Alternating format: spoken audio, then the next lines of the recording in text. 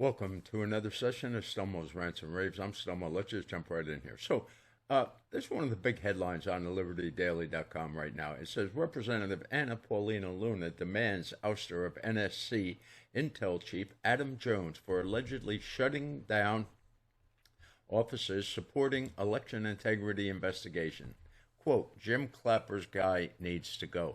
Well, you know, certainly assuming that she's being honest with us, about this guy. I agree, he's got to go. But my big question is why haven't or why hasn't the Trump administration already DX'd this clown?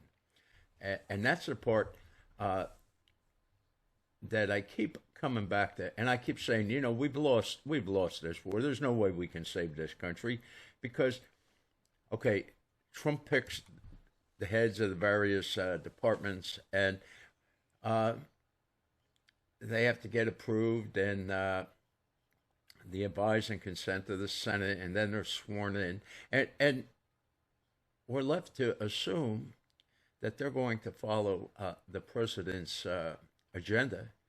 And you have to ask yourself, who exactly is at fault that this individual is still there? On one hand, we have the president making a stand, and it's a weak stand. What he should have done is he should have vetoed the housing bill, but instead he allowed it quietly to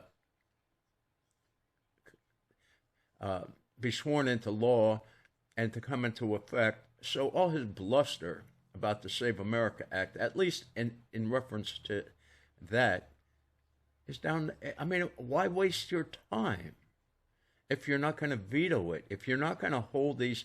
Because if he doesn't hold their feet to the fire, it's him and his family who are ultimately going to suffer. I don't know what's up with his Justice Department. I keep saying it. I don't get it at all.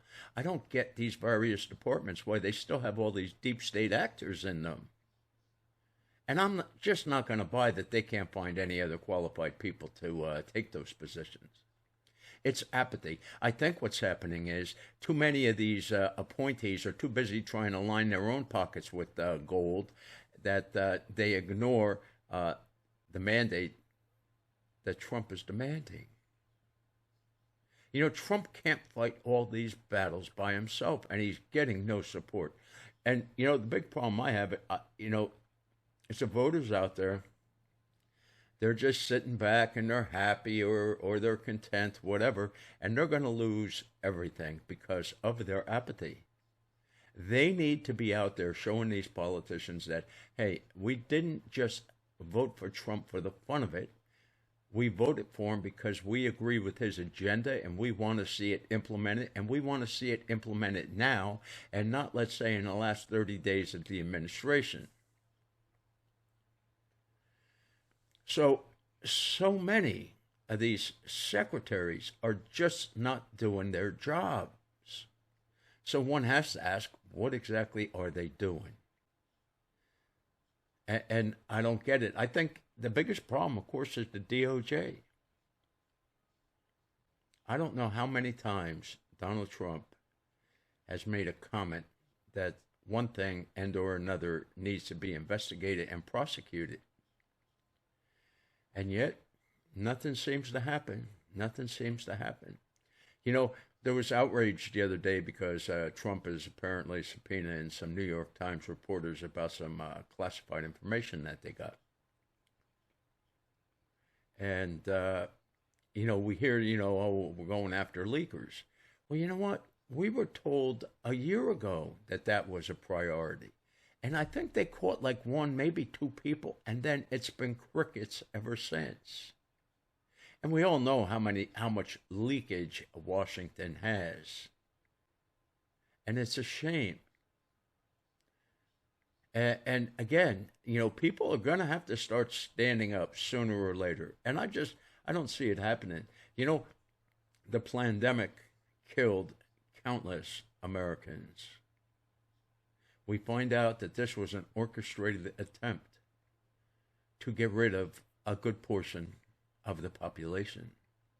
these depopulationists are out there paying a lot of money to our elected officials to close their eyes to what's happening. And so it becomes incumbent upon the actual voters, and even if you don't vote, non-voters, to get out there and make your voice heard. There's nothing that these politicians fear more than the rage of the people. I remember I lived through the Tea Party days. I remember the fear that these politicians in both parties had. They're terrified of grassroots movements and where they're going to go. Well, they got the Tea Party shut down pretty effectively, and since that time, it's been nothing. Now, look, I get it. The Biden administration was putting grannies in prison for praying outside abortion clinics, and of course, we know about the whole January 6th debacle. But how many of the masterminds of these things have been charged? Nobody. Nothing's happening. What's taken so long? Where are the arrests? You know, the one thing I keep saying and hoping is that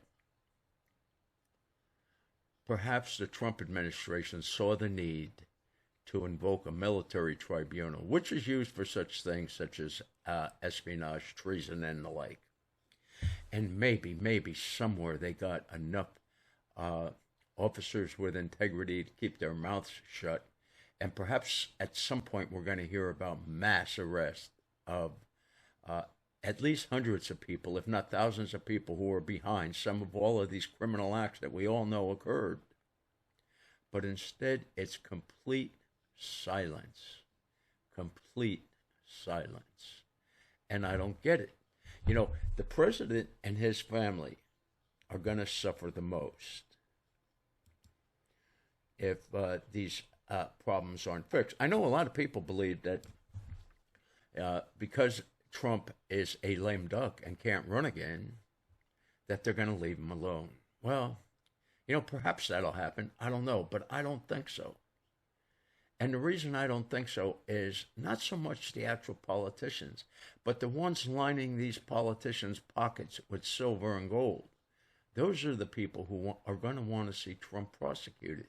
And why is that? Well, let me tell you why. Trump committed a terrible, horrible sin in their eyes. And that is he ran for president without going up and taking his time, working his way up the ranks. You see, that's how they corrupt these politicians. It takes time to get them in compromising situations. Trump was never put in those positions. And, you know, these other ones, these other politicians, and it's not going to bode well for them. Because right now what I see is I see the socialists are going to win. This administration can't be honest about the economy and the fact that it's collapsing. It's in very poor shape. And if you think inflation has been bad or is bad, well, wait until you see what's going to happen. Because this war in Iran, all of the inflation that's being caused by that, still hasn't worked its way all the way through the system. And so that's still going to rear its ugly head. And people who already can't find enough dollars to stretch across all their bills are going to have all the more problems. You have so many Americans that are so stressed out because they're working a full-time job and 1 to 3 part-time gigs on the side, just trying to keep their bills paid, keep their family fed. It's not easy anymore. And food banks, they're running low on supplies because they don't have a lot of people who have extra to donate anymore. And this is going to keep progressively getting worse. And, you know, one of the things that I said is, you know, when they talk about the Strait of Hormuz, they almost always concentrate on oil. Well, a lot of things besides oil pass through the Strait of Hormuz. And one of the things that passes through is fertilizer. Fertilizer needed for American crops. Now, I don't know, I guess it was a week and a half, 2 weeks ago now, Donald Trump had an emergency cabinet meeting. And afterwards, we find out that they turned off the tariffs from countries that are exporting fertilizer to keep the costs down for the farmers. That's all well and good. Well, you got to get the Strait of Hormuz open, and I mean really open. None of this make believe it's open. There's a couple ships passing by. All you have to do is look at the maritime maps and see the number of ships that are bottlenecked on both sides of the Strait of Hormuz. And that's all going to filter through the system. And I'll admit I'm ignorant. I don't know, other than fertilizer and oil, I don't know what else passes through the Strait of Hormuz. But I have to believe that there are other things. And some of those things may be necessary. And the fact that some of those things may not be as readily available may mean that the supplies that are available are going to keep increasing in price. And that those funds are going to be consistently passed on to American consumers who are already tapped out.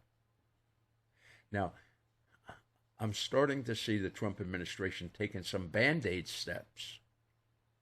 But nobody's talking about the real elephant in the room, and it's our national debt. We owe too much money, and there's no end in sight. We're borrowing like drunk sailors. This is not going to play out well. It doesn't bode well for Americans.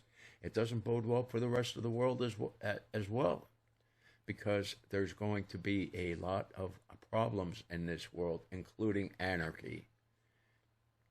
And I know a lot of people are going to be saying, well, gee, how come nobody said anything? How come they didn't warn us? Well, let me tell you, all the warning is out there. Open your eyes. Start paying attention. Look, I get people are tired. They're working too many hours. I get it.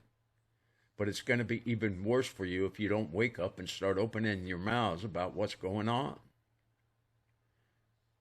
And it's a shame that Americans are so quiet. I mean, really, with the pandemic, I thought with everything that we've learned, that people would be outraged. I thought that the families of all of the people who needlessly died because of a man-made pandemic, which again was designed to kill off as many people as possible because too many of these rich, upper crust, nasty individuals believe that the world is overpopulated and everyone's going to die if they just can't get rid of 6 or 7 billion people. And apparently the people are happy to go, is all I can say. Because, they tried, well, they did. It isn't a case that they just tried. They accomplished at least partially what they wanted. And so they got to be having rounds 2 and 3 in the pipe.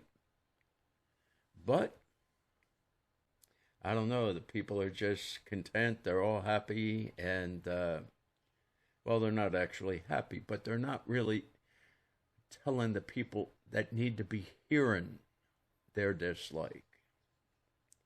And so I want to say that Americans have seen what the Democrat Socialists of America Party is now like. I'm hoping that most Americans have seen that they would rather enslave the Americans to give all these illegals everything free. Again, people have to open their eyes and see what was happening. And they want to go back to those times. And so, if most Americans are happy having to pay more and more money so that they can give everything free to the people who shouldn't even be here, well, none of this is going to play out well. But I've unfortunately somewhat regressed from the main point I want to make. And that is, we have a member of Congress calling for the firing of someone who should have been gone like in week 2 or week 3. And you have to ask, how many more of these reprobates are still out there, still not just collecting their federal paycheck along with all of its numerous benefits, but they're working against the will of the people. They're working against this president. And people just seem to be content. I just don't get this. You know, back when I was in high school or college, if somebody would have ever told me that I would be experiencing just 2% of what I'm seeing and hearing out here in the world, I'd have thought they were crazy. But we're living this. This is our new reality, and it's not a pretty sight. And unless people start to wake up and open their mouths, it's not going to get any better. It's going to get far worse. And then there will come a point in time when they'll want to open their mouths, but at that time it'll be too dangerous to do so because, how should we say, the socialists will be just looking to add to the long line that they have for mortuary services. I think we can still say that here. I hope so. But that's where we're heading. And if anybody gets put on one of those gurneys heading to the mortician, you know, if they're quiet now, they're just getting what they're asking for. Because now is the time, while you still can protest, while you still can complain about your government, now is the time to do it. But I just don't see too many people willing to go out there and do it. And it's sad. The only thing that I'm happy about is that I'm in the final chapters of my life. And I'm not going to have to live with too much of this debacle that this country is heading for. And with that, I wish you all a good day. Stay safe. It's a crazy world out there and gets crazier by the hour. Have fun. Take care. Bye-bye.